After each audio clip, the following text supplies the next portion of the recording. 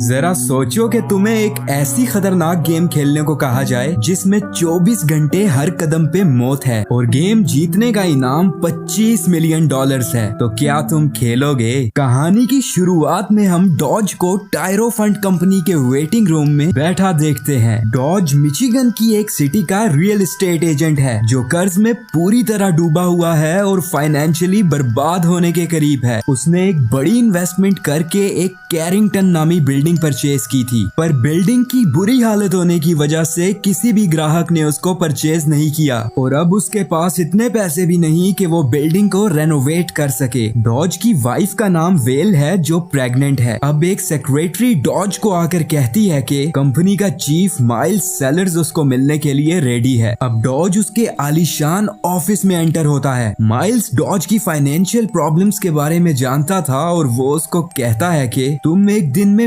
Millionaire बन सकते हो अगर तो तुम एक खतरनाक गेम खेलो। डॉज ये सुनकर काफी शॉक होता है और सोचता है कि क्या ऐसी भी कोई गेम है, लेकिन वो माइलर्स को इनकार कर देता है। लेकिन जब माइलर्स उसको गेम जीतने का प्राइस बताता है तो डॉज खेलने के लिए तैयार हो जाता है क्योंकि उसको पैसों की सख्त जरूरत थी। अब नेक्स्ट सीन में हम कुछ दिन पहले का फ्लैशबैक देखते हैं जिसमें हमें पता चलता है कि उसकी माइलर्स के साथ ये मीटिंग कैसे हुई। डॉज मिशिगन यूनिवर्सिटी का रिकॉर्ड ब्रेकिंग चैंपियन था। मॉर्निंग टाइम में हम डॉज को जॉगिंग करते हुए देखते हैं, लेकिन तभी उसको तेज सर दर्द होने लगता है। जब वो घर जाता है तो इसी सर दर्द की वजह से उसके छोटे मोटे काम खराब हो जाते हैं। अब वो अपनी मेडिसिन के बिल्स देखता है जो पे करने अभी बाकी हैं। उनको देखकर बेचारे को और ज्यादा स्ट्रेस होने लगता है। इसके बाद वो अपनी प्रेग्नेंट वाइफ वेल से मिलता है और हमें पता चलता है कि डॉज अपने आने वाले बेबी के लिए तैयार नहीं और इसकी वजह आप जानते हैं, लेकिन उसकी वाइफ हमेशा उसको हौसला देती है कि एक ना एक दिन हमारे हालात ठीक हो जाएंगे। अब ये दोनों डॉज के बेस्ट फ्रेंड लूगर के बार में जाते हैं। लूगर ने भी डॉज के कहने पे उस बिल्डिंग में इन्वेस्ट किया था और उसका पैसा भी डॉज के साथ साथ डूबा हुआ है, लेकिन वो उसके साथ हमेशा एक केयरिंग फ्रेंड की तरह ही बिहेव करता है। इसके बाद डॉज एक दिन वॉक कर रहा था और तभी तेज सर दर्द के कारण वो गिर जाता है। अब हॉस्पिटल जाने पर उसको पता चलता है कि उसको ब्रेन कैंसर है और ट्यूमर को ऑपरेट भी नहीं किया जा सकता। अब डॉज परेशानी की हालत में अपनी वाइफ के साथ हॉस्पिटल से जा रहा था, तभी एक नर्स उसको टायरो फंड यानी माइलर्स की कंपनी का विजिटिंग कार्ड देता है और बोलता है कि ये कंपनी बीमार और फाइनेंशियली स्ट्रगलिंग लोगों की हेल्प करती है। डॉज की वाइफ भी उसकी इस बीमारी की वजह से सैड थी। डॉज उसको बताता है कि उसके पास अब लाइफ और हेल्थ इंश्योरेंस भी नहीं क्योंकि उसने वो सेल करके पैसे बिजनेस में खर्च कर दिए हैं। डॉज के पेरेंट्स की डेथ हो चुकी है और वेल के माता पिता भी उनको फाइनेंशियली सपोर्ट नहीं कर सकते क्योंकि वेल एक पुअर फैमिली से है। अब हम फ्लैशबैक से निकलकर कहानी के प्रेजेंट डे पर आ जाते हैं और माइल्स उसे गेम के बारे में बताने लगता है। ये गेम 24 घंटे तक चलेगी और हर घंटे डॉज के जिंदा रहने पर उसको मिलने वाला प्राइज मनी बढ़ता जाएगा और अगर डॉज ने गेम में 24 घंटे सरवाइव कर लिया तो उसको टोटल $24.5 मिलियन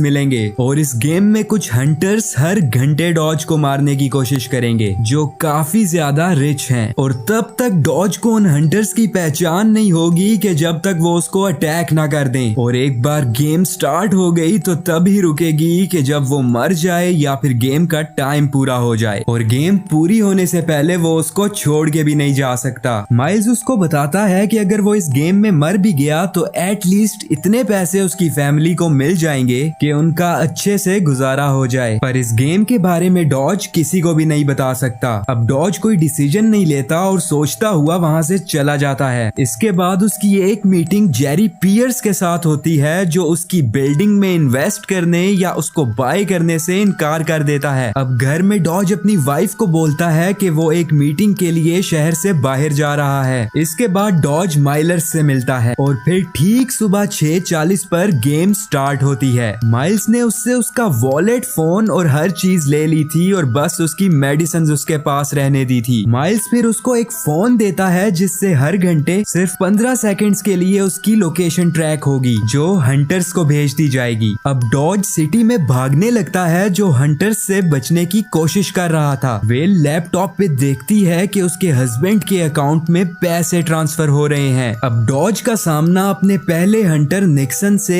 एक शॉपिंग मॉल के वॉशरूम में होता है। निक्सन एक ब्रिटिश बिजनेसमैन है, पर डॉज किसी तरह उससे बचकर भाग जाता है और तभी उसके सामने उसका दूसरा हंटर आता है जो एक काउबॉय है। दूसरी तरफ घर में वेल को पता चल जाता है कि जिस मीटिंग का डॉज उसे बोल के गया था वो तो कैंसिल हो चुकी थी और डॉज काफी मुश्किल में है और किसी इल्लीगल काम में इन्वॉल्व्ड है। माइल्स ने एक कॉनेल नामी आदमी रखा हुआ है जो गेम की डिफरेंट लोकेशंस पर जाकर वहां से सबूत मिटा दे ताकि ये गेम हमेशा सीक्रेट रह सके। फिर हम टायरोफंड कंपनी का हेडक्वार्टर देखते हैं जहां काफी सारे लोग डॉज की एक एक मूवमेंट पर नजर रख रहे थे। अब डॉज काउबॉय हंटर से भी बच जाता है और फिर वो एक ट्रेन में बैठता है और फिर एक चर्च में जाता है ताकि जो वो गलत काम कर रहा है उसकी वो माफी मांग सके। वो एक पादरी से कॉन्फेस करता है कि वो बहुत गलत काम में फंस चुका है और अब वो उससे बाहर नहीं आ पा रहा। दूसरी तरफ वेल डॉज के फ्रेंड के साथ बैंक जाती है ताकि पता कर सके कि डॉज के अकाउंट में इतनी हैवी अमाउंट्स कहां से आ रही हैं, पर उनको बैंक में कोई इंफॉर्मेशन नहीं मिलती। फिर घर में वेल डॉज को बार बार फोन कर रही थी पर उसका पर्सनल फोन ऑफ था। वो पुलिस को बुलाती है पर पुलिस वाला उनकी रिपोर्ट फाइल नहीं करता। अब चर्च में डॉज एक आदमी को हंटर समझते हुए पीटने लगता है, लेकिन फिर उसको पता चलता है कि रियल हंटर वही प्रियस्ट है जिसका रियल नेम कार्टर है और प्रोफेशन से वो एक साइकोलॉजिस्ट है। अब वो डॉज पर एक हथौड़े से अटैक करता है जिससे डॉज जख्मी हो जाता है, पर कुछ देर की लड़ाई के बाद डॉज उसको एक जगह पर लॉक कर देता है, पर रूम के अंदर से ही हंटर उसे टांग पर एक और हथौड़ा मारता है जिससे डॉज और भी ज्यादा जख्मी हो जाता है। अब कॉनेल चर्च में आकर वहाँ की सिचुएशन के बारे में माइल्स को इन्फॉर्म करता है। डॉज की टांग में चोट आने की वजह से वो भाग नहीं पा रहा था और फिर डॉज लोगों की भीड़ में छुप जाता है। निक्सन अब उस भीड़ में डॉज को कुछ देर ढूंढने के बाद स्पॉट कर लेता है, पर लकीली डॉज एक फैमिली कार की डिक्की में छुपकर वहाँ से भाग जाता है। वहीं घर में वेल अपने हस्बैंड को लेकर काफी परेशान थी। फिर उसको डॉज की बिजनेस फाइल्स में टायरोफंड कंपनी का विजिटिंग कार्ड मिल जाता है। गाड़ी में बैठे डॉज को फील होता है कि कार सिटी से बाहर जा रही है और गेम के रूल्स के मुताबिक वो शहर से बाहर नहीं जा सकता। अब वो गाड़ी से बाहर निकलता है तो कार में बैठी फैमिली उसे गाड़ी से निकलता देखकर काफी ज्यादा शॉक होती है और उस कार ओनर की डॉज के साथ फाइट होने लगती है और उसकी वाइफ पुलिस को कॉल कर देती है, पर डॉज वहाँ से भी भाग निकलता है। फिर वो एक गाड़ी चुराकर अपने घर की तरफ जाने लगता है, पर गेम अभी भी चल रही है। अब वो घर के अंदर एंटर होने ही वाला था कि तभी वहाँ एक बाइकर आकर रॉड से उस पर अटैक कर देता है। जब वेल घर के बाहर ये सब देखती है तो लूगर को कॉल करके बताने लगती है। अब डॉज उसी कैब में बैठकर वहाँ से भागता है और बाइकर उसको चेस करने लगता है जो कि कार्टर था। अब डॉज का हाई स्पीड होने की वजह से एक्सीडेंट हो जाता है, पर उसको ज्यादा चोट नहीं आई थी। इसके बाद कार्टर उसकी वाइफ के बारे में एक घिनौनी बात करता है और डॉज गुस्से में आकर उसको मार देता है। अब कॉनेल क्राइम सीन पर आकर कार्टर की लाश ठिकाने लगाता है और माइल्स को इस बारे में इन्फॉर्म करता है। दूसरी तरफ वेल कंपनी के विजिटिंग कार्ड पर लिखे एड्रेस पर जाती है, पर वो बिल्डिंग बिल्कुल खाली थी। अब डॉज एक शिप पर जाता है जहां उसे एक लेडी हंटर मिलती है जिसका नाम कैनेडी है और वो एक मार्शल आर्ट्स एक्सपर्ट है। अब डॉज की उससे बहुत टफ फाइट होती है और हंटर उसको मारने ही वाली थी कि तभी डॉज उसके कपड़ों पर आग लगा देता है और फिर उसको पानी में फेंक देता है। इसके बाद ब्रिज पर डॉज को कुछ स्नैचर्स पकड़कर किडनैप कर लेते हैं। वो उसका फोन चेक करते हैं और उसके अकाउंट में $15 मिलियन देखते हैं। आगे बढ़ने से पहले लाइक सब्सक्राइब तो बनता है गुरु। वहाँ हमें ये भी पता चलता है कि डॉज की मेडिसिन फेक हैं। डॉज उनको अपनी सिचुएशन बताना चाह रहा था पर वो उसको पीटने लगते हैं। तभी वहाँ एक और हंटर आता है जिसका नाम LBJ है। वो वहाँ आकर ऑलमोस्ट सभी स्नैचर्स को मार देता है और अब वो डॉज को मारने वाला था, पर तभी वहाँ गिरा एक जख्मी स्नैचर उस पर फायर करके उसको मार देता है। अब डॉज वहाँ से भागता है पर अब उसके पीछे निक्सन पड़ चुका था और दूसरी तरफ कॉनेल उस घर में आकर सब कुछ साफ करने लगता है। अब डॉज एक हॉस्पिटल में जाता है और उसे एक नर्स से पता चलता है कि उसकी मेडिसिन फेक हैं और हॉस्पिटल में उसका कोई भी रिकॉर्ड नहीं था।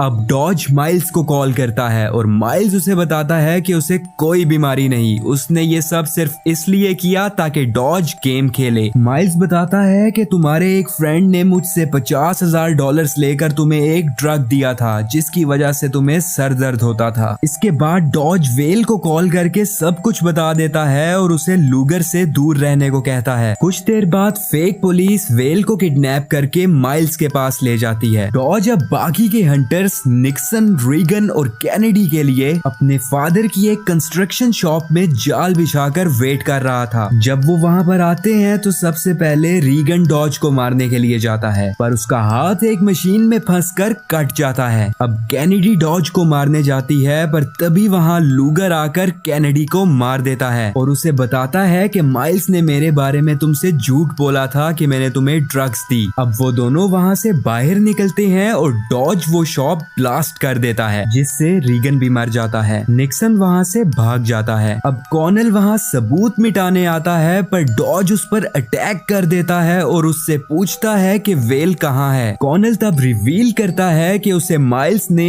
डॉज की ही बिल्डिंग में हॉस्टेज बनाकर रखा हुआ है और वहीं पर उसका हेडक्वार्टर भी है। अब डॉज अपनी बिल्डिंग में जाता है और वहाँ जाकर अपनी वाइफ को फ्री करता है। अब वो दोनों एक दूसरे को हग करते हैं, पर तभी वहाँ पर निक्सन आ जाता है। निक्सन उसे चेस करते हुए बिल्डिंग के टॉप पर जाता है, पर फाइट के बीच डॉज बिल्डिंग से गिरकर लेड से लटक जाता है। अब निक्सन उसे मारने ही वाला था कि तभी गेम का टाइम पूरा हो जाता है। फिर निक्सन अपना हथियार फेंककर डॉज की ऊपर आने में हेल्प करता है और उसे गेम जीतने के लिए कॉन्ग्रेचुलेट करता है। इसके बाद डॉज को माइल्स की कॉल आती है और वो उसे कहता है कि वो गेम को और $25 मिलियन को जीत चुका है। दी एंड। उम्मीद है आप सबको स्टोरी पसंद आई होगी। लाइक, सब्सक्राइब और कमेंट करना बिल्कुल भी मत भूलना। Take care stunners and bye bye.